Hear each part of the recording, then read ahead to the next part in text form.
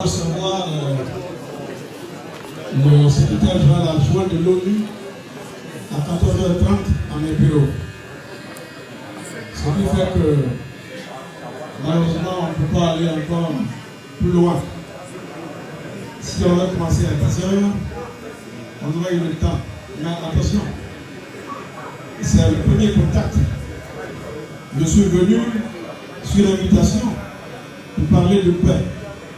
Je suis disponible à tout instant, partout où vous avez besoin de moi pour qu'on échange, même si vous êtes 2, 4, 5, 10, par respect pour les uns et pour les autres, je suis disponible et on va le faire.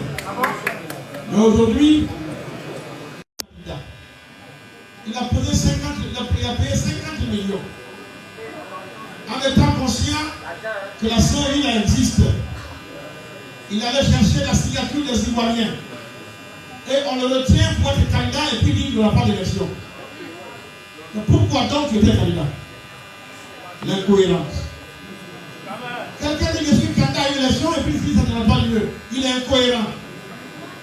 Et un tel type ne peut pas, moi, avoir mon soutien derrière lui. L'incohérence. Première chose. Et c'est ça qui, aujourd'hui, caractérise notre monde politique en Côte d'Ivoire. L'incohérence. Mademoiselle Yeboué, je suis PDCI, je suis candidat justement pour être cohérent et enseigner la cohérence aux Ivoiriens. Ils sont libres, hein? Soit de m'écouter, soit de ne pas m'écouter. Ils sont libres. Combien étaient-ils qui ont écouté Jésus-Christ au début? Les deux crucifiés.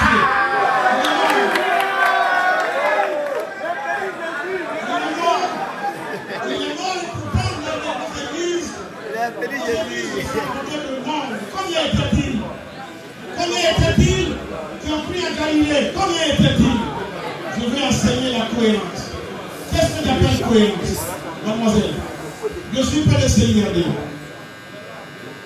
De 2010 à 2019, j'ai participé à tous les gouvernements de la Salle Ouattara. J'ai moi-même dit que Ouattara était un faiseur de paix. Ouattara était un bâtisseur. Depuis quand j'ai l'équipe du Ghana? Les gens disent ici aux Ivoiriens, ce pont à lui seul vaut un second mandat. Vrai ou faux? Vrai ou faux? La salle Ouattara, quand on dit qu'il n'est pas ivoirien, on l'a amené sur la tombe du fouet à Yamoussoukro, devant tous les chefs de Côte d'Ivoire. On dit que Zana il s'appelle Alain Nessan. C'est Yéboué, non? C'est Baoulé, non? Alain Nessan, c'est quoi? Enfin. Alors, vous prenez le Baoulé, vous les réunissez. Vous dites quand ça vous arrange. À la salle de Alain Nessan, quand ça ne vous arrange plus, il n'y a plus Alain Nessan. Il ne faut pas instrumentaliser nos parents. Pour servir nos cœurs.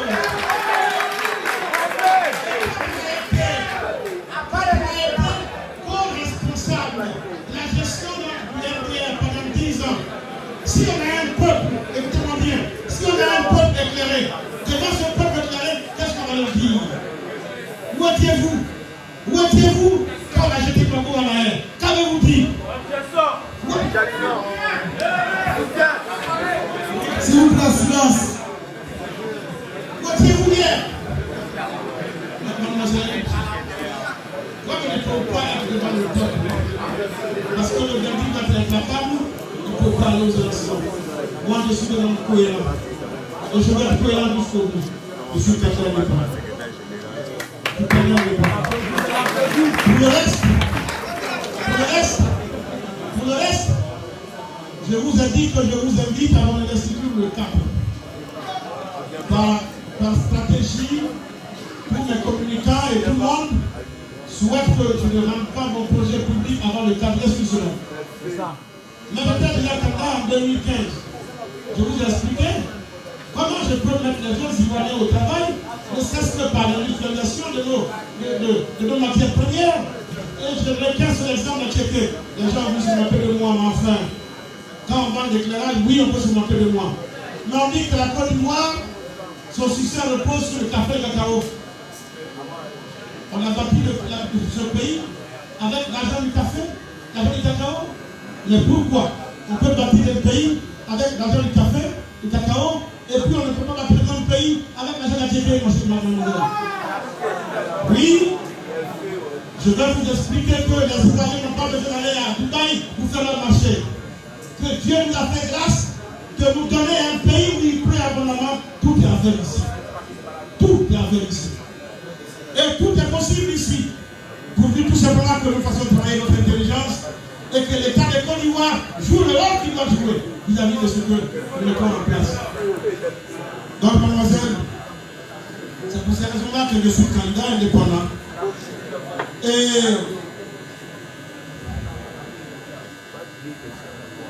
quelqu'un a dit pourquoi les hommes politiques oublient le peuple une fois qu'ils sont élus. Bon, mon ami, je suis d'accord avec toi. Mais on est entre nous.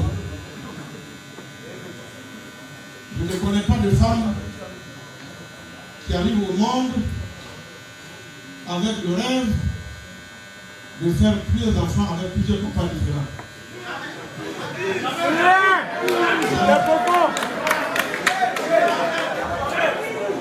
Toutes nos filles que nous mettons au monde, elles rêvent d'avoir toutes un seul homme avec qui elles construisent leur vie. Mais malheureusement, pour elles, ce n'est pas elles qui vont choisir leur mari. Et c'est les garçons qui viennent vers elles. Évidemment, il a créé les conditions avec les paroles qui l'accompagnent pour que tu acceptes sa proposition. Vous vivez ensemble 5 ans, il vous fait un enfant, un deuxième enfant, et puis un matin il disparaît. La jeune dame, elle est fâchée. Comme elle est fâchée, elle ne veut plus écouter personne.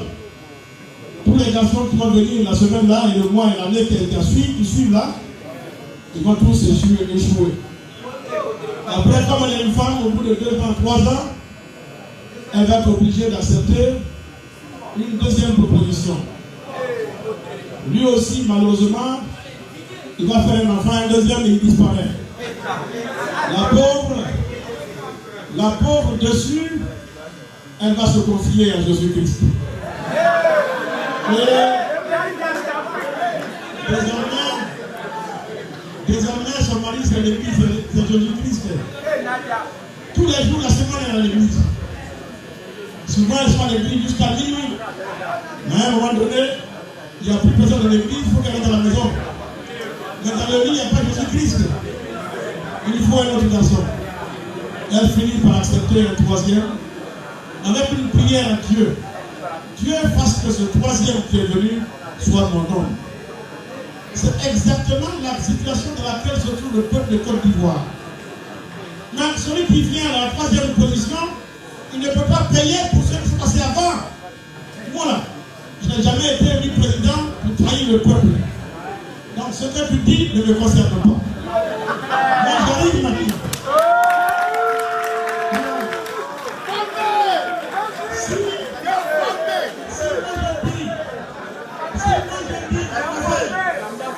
Si je dis, mademoiselle, tu es belle, je veux construire ma vie avec toi. Tu me dis non, il y a un qui est passé, il m'a trompé, et un deuxième m'a trompé, donc je ne veux pas.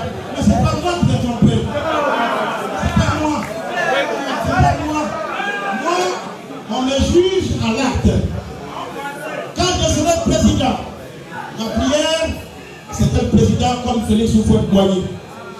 Oui, faire en sorte que même quand tu es mort, tout le monde continue de parler de toi parce que tu as fait du bien pour le peuple. C'est ma prière. Donc, petit frère, tu comprends que vous ne me ferez pas payer pour ce que je n'ai pas fait. Ceux qui ont fait, eh bien, ils sont encore en liste, il faut me faire payer ça. Voilà. Mais c'est pas moi.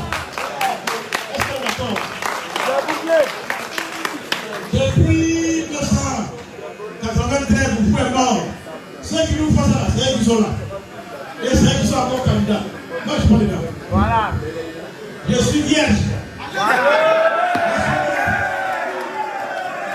Et c'est pas vous qui êtes vierge. C'est pas vous qui êtes vierge. Donc, voilà ce que je peux dire. Mon ami, Abraham Kofi.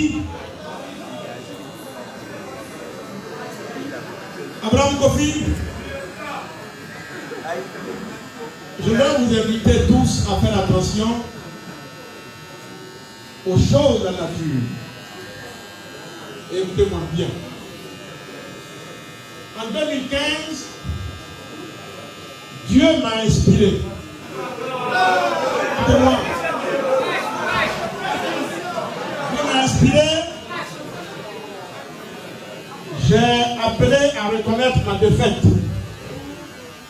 Parce que c'est la règle de la démocratie.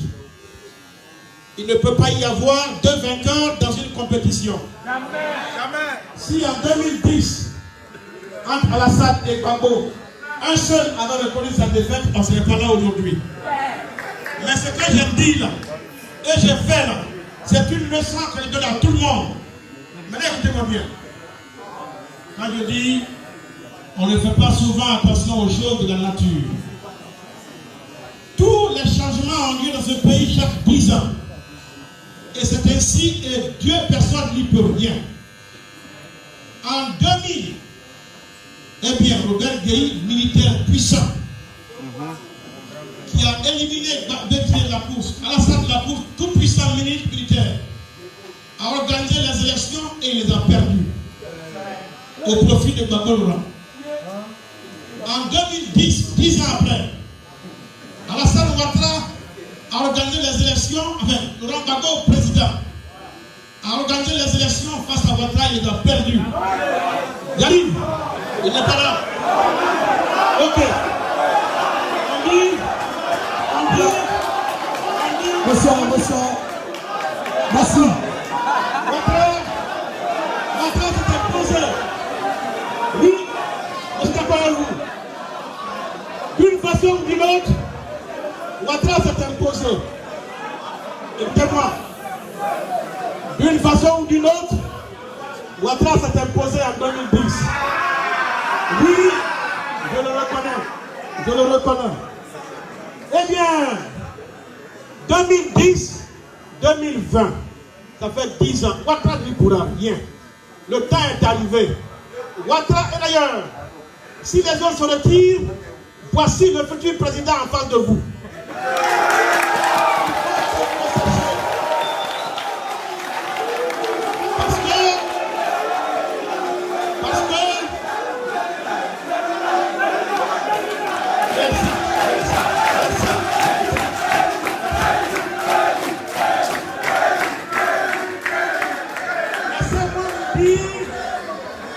Laissez-moi vous dire,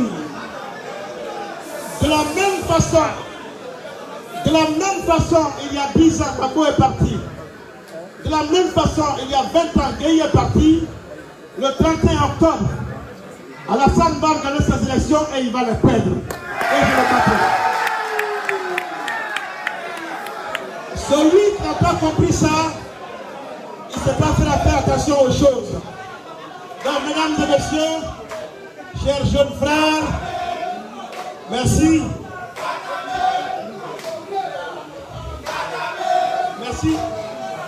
Merci les gars. Merci.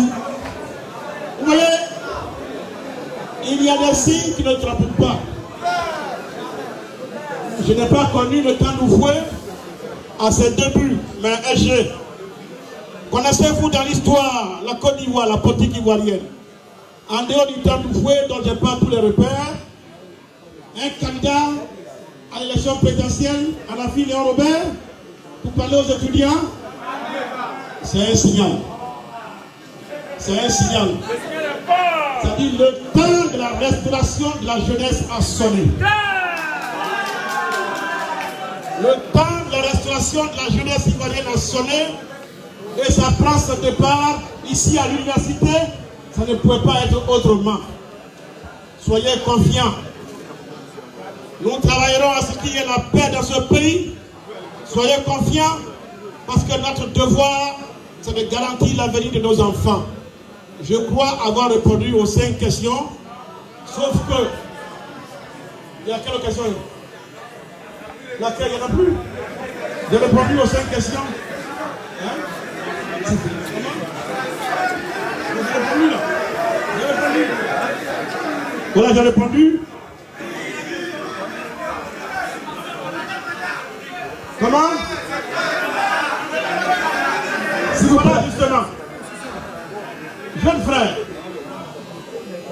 écoutez-moi très bien. Là-dessus, je ne veux pas de bruit. Parce que ça va nous servir demain. Un pays comme la Côte d'Ivoire, qui a 60 ethnies, sans oublier ceux des voisins que nous avons reçus nous-mêmes librement. Ici, chez nous, il n'y a pas que les Burkinabés, il y a des Maliens ici, il y a des Ghanéens ici, il y a des Togolais ici, il y a des Nigériens ici, il y a un Nago ici, il y a un Libanais ici, voilà, il y a un Français ici. Et donc, chacune de ces régions, de ces peuples, de ces régions, chacune de ces ethnies a chacune de nous, de notre ethnie, nous avons nos us et coutumes, nos façons de faire. Chez nous, les Baoulés, le chef là, quand il est chef, il est sur le trône, c'est à vie. On ne conteste pas ça. Même c'est le cas chez les Yoruba. Et c'est le cas chez les Pétés. Et c'est le cas chez les Boulots. Donc, notre façon de faire en pays baoulé, on ne peut pas le faire ici à Abidjan, en pleine République. Donc, pour qu'on s'entende, on a mis en place ce qu'on appelle la Constitution. C'est la Constitution qui régit notre vie en commun. Et ce qui est écrit dedans, là, c'est ça qu'il faut appliquer. On ne l'interprète pas, on applique ce qui est dedans. C'est pourquoi, avant de l'écrire, il faut prendre soin de réfléchir par 2 fois avant de la rédiger. Parce que quand on l'a rédigée après, il faut l'appliquer. Je ne suis pas juriste, je ne suis pas constitutionnaliste. Donc ne m'interrogez pas sur la question. Mais après, laissez-moi vous dire, quand vous crachez en haut là, votre crachat tombe sur votre front ici. J'étais député en 2011, 2012, 2013, 2014, 2015, j'étais député. Quand ce débat a surgi à l'Assemblée, je vous l'explique pour que vous le compreniez. Maintenant, les gens de mauvaise foi, je ne peux rien. Parce que la mauvaise foi, c'est la chose la mieux partagée. Mais on est député. Alassane introduit le projet de la nouvelle constitution, eh bien, à l'Assemblée. Nous, députés PDCI, on a ce qu'on appelle un groupe parlementaire. Nous sommes les députés d'un parti. Donc, on va auprès du parti pour prendre sa vision et ses instructions. Moi qui vous parle, M. Bédier, il est le président du PDCI. Il est assis, je suis assis. Je dis, président, voici que Ouattara veut qu'on change de constitution. Quelle est notre attitude? On fait quoi? Il dit, écoutez-moi bien, il dit, mon fils, ce dont la Côte d'Ivoire a besoin, ce n'est pas d'une nouvelle constitution, avec ses conséquences. Alassane Ouattara pourrait l'interpréter en sa faveur. Donc ce qu'il nous faut, c'est une révision constitutionnelle. Il y a une nuance dans ce qu'il me dit. Pourquoi? Parce que des juristes, des constitutionnalistes peuvent, en droit, dire demain qu'une nouvelle constitution appelle la nouvelle république. Et donc, dans une nouvelle république, on met tous les compteurs à zéro et on repart. Alassane pourrait être tenté en 2020 de dire que sur cette base, il est candidat. Je dis, bon, monsieur le président, dans ces conditions, pour ne pas en arriver là, on ne change pas de constitution. Surtout que, surtout que, nous n'avons rien, les Ivoiriens n'avaient rien à reprocher à l'ancienne constitution. Il m'a dit, c'est de ça qu'il s'agit, Bertrand, mon fils, on ne change pas les constitutions. Bon, moi je vais à l'Assemblée. Yaspina Wenyen vit. Kramo Kwasi vit. Lui, où il est député là? Lui là, était député aussi. Était député. Non, lui n'était pas encore député. Lui c'est un nouveau député en fonction. Nous deux, nous sommes anciens, lui et moi. Et on est arrivé dans la salle. Je dis au groupe parlementaire RDR qu'on ne change pas de constitution ici. Selon Guillaume était le président de l'Assemblée nationale. Et il a dit ce jour-là, à la fin des travaux, que depuis que la Côte d'Ivoire existe, c'est sous lui, Guillaume Soro, qu'on a voté les lois les plus éclairées. D'accord. Je n'ai rien contre ça. Mais on va voir. Je dis, Bédi a dit, moi je dis, pas de changement de constitution. On commence le combat à l'Assemblée. Au bout de 2 jours, Alassane Ouattara et Bédi se rencontrent. Quand ils se rencontrent, Bédi change de position.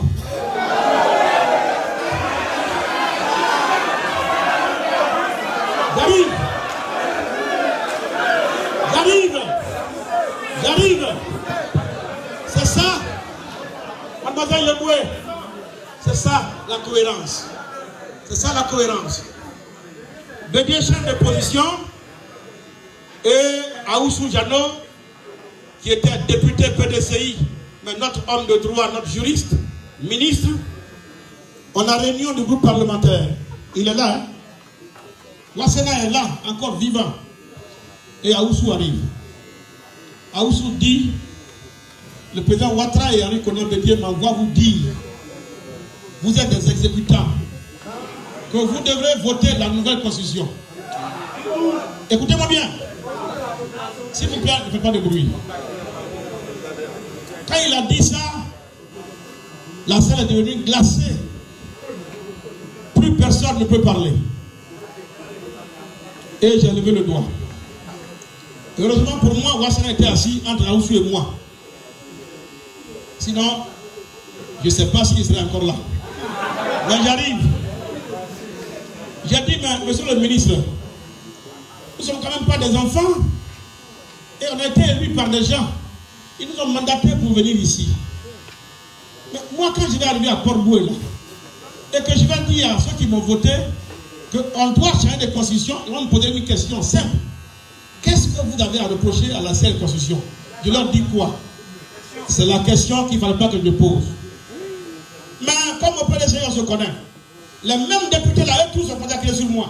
Oh, tais-toi, avec toi, le bruit,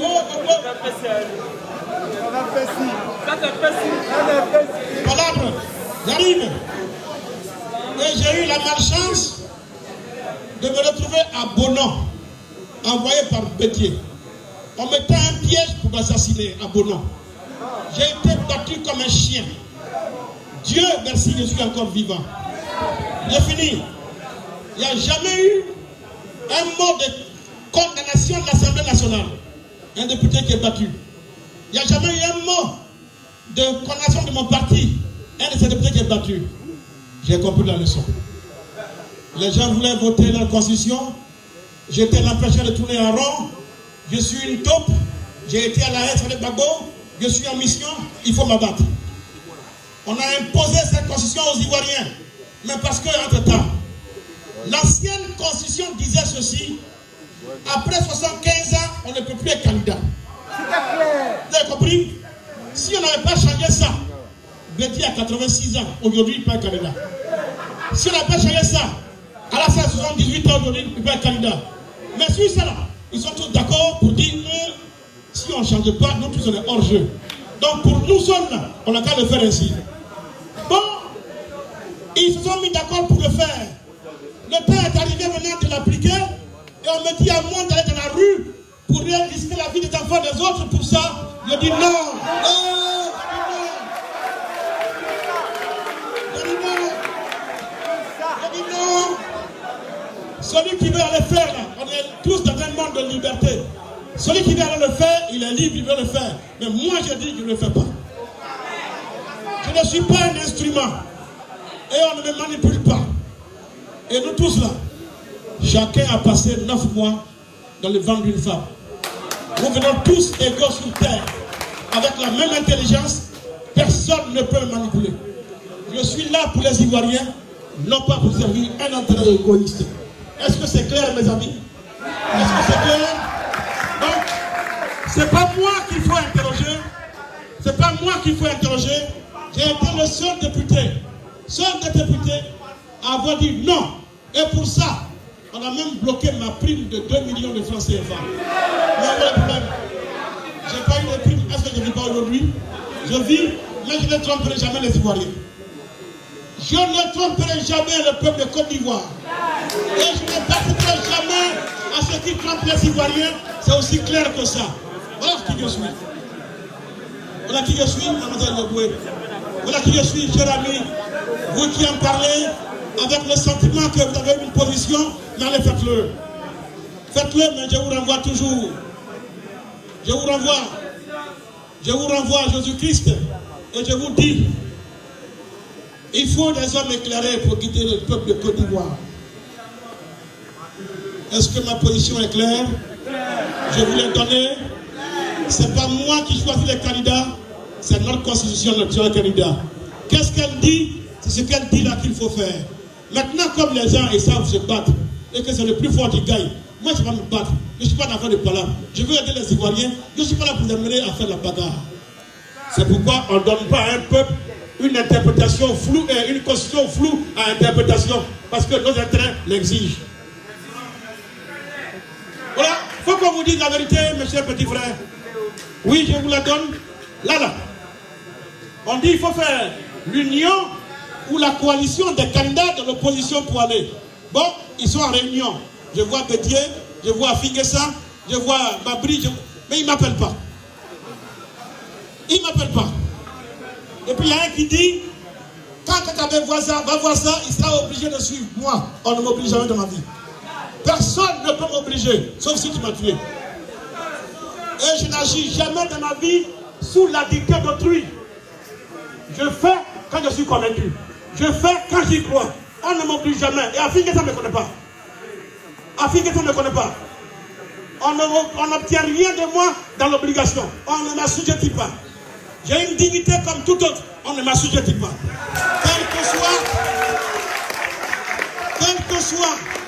Quel que soit ton rang social, quel que soit ton statut, quel que soit ton argent et ta richesse, personne ne peut m'assujettir ni me manipuler. Je fais ce qui est bon pour le peuple de Côte d'Ivoire. Et c'est à moi d'apprécier. C'est à moi d'apprécier. Le moment venu, si j'apprécie dans telle direction, parce que je sais que c'est là l'intérêt des Ivoiriens, je vous dirai, si vous me faites confiance, vous me suivez. Si ce n'est pas le cas, vous ne me suivez pas. Et puis après, on verra. J'ai dit à nos militants du PDCI en 2015, n'acceptez pas l'appel de Daoukro. Ça va tuer le parti. Qui m'a écouté? Qui m'a suivi? Où sommes-nous aujourd'hui?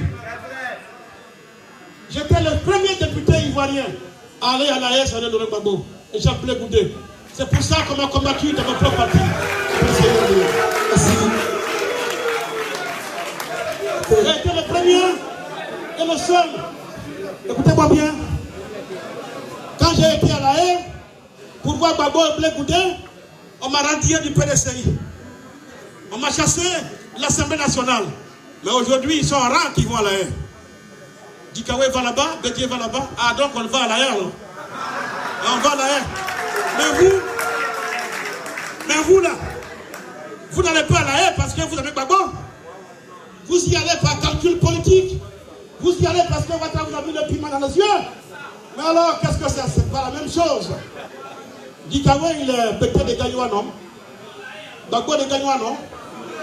Pendant 10 ans, Madame Gbagbo, la femme de Gbagbo, était ici en prison. Toi qui es son frère là, est-ce qu'un seul jour, tu as été lui rendre visite en prison? Il faut arrêter ça. Il faut arrêter ça. C'est ça la politique. C'est ça la politique. Ayons la peur de Dieu. Ayons la peur de Dieu. Ayons peur de... Ah, ça suffit là, mon Dieu. Alors les gens vous affichent l'hypocrisie vis-à-vis devant vous, vous manipulent, et vous voulez que c'est ça? Moi je ne suis pas ce genre de personne qu'on manipule au gré de l'intérêt égoïste des uns et des autres. Est-ce que c'est clair? Bon. Cela dit, j'aurais bien voulu continuer. On peut me rappeler à tout moment, on va continuer. J'ai un rendez-vous important qui était prévu. Je suis donc au regret de m'excuser auprès de vous et demander qu'on puisse suspendre la séance si nous devons nous revoir par la suite. Monsieur le SG, quelqu'un a dit, qu'est-ce que j'ai fait pour les étudiants? Un homme politique ne dit jamais ce qu'il fait pour les autres. Mais ce matin, en venant, je suis venu avec pour vous, je suis venu avec 2 imprimantes.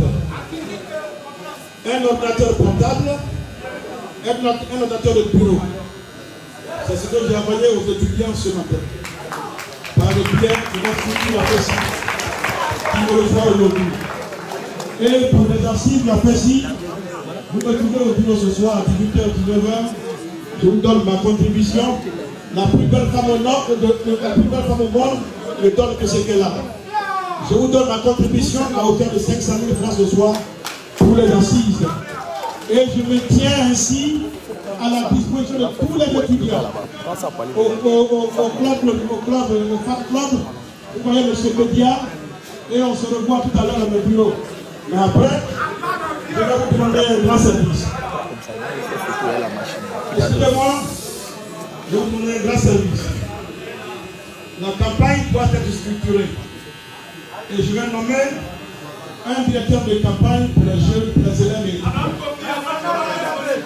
Et j'ai détecté quelqu'un parmi vous qui porte également les initiales.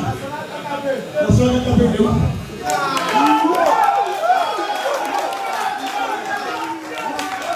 Non. Je ne t'ai pas encore nommé. C'est comme un jeune homme qui a vu une belle femme dans une cour. Il va après dire aux parents de la fille, votre fille a le plaît. Est-ce que je peux la prendre? Donc, j'ai dit que j'ai vu quelqu'un. Je viendrai après de me voir. Si vous pouvez m'autoriser à faire cela. Voilà là où je vais finir. Je vous remercie, chers amis. Croyez à notre pays, la Côte d'Ivoire. Parce qu'on a cassé le pays. Je vous remercie. Dieu vous bénisse.